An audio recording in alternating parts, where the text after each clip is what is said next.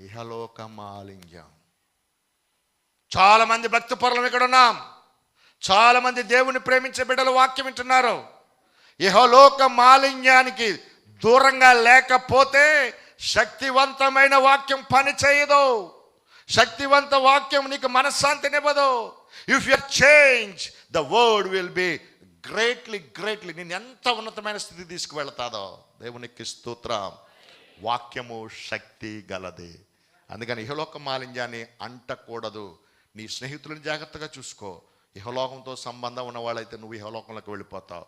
నీ బంధువులను జాగ్రత్తగా చూసుకో. నీ పరిచయం ఎక్కడో చూసుకో. ఆ పరిచయంలో దేవునికి వ్యతిరేకత ఉంటే నేర్పించు, నువ్వు మారిపోక.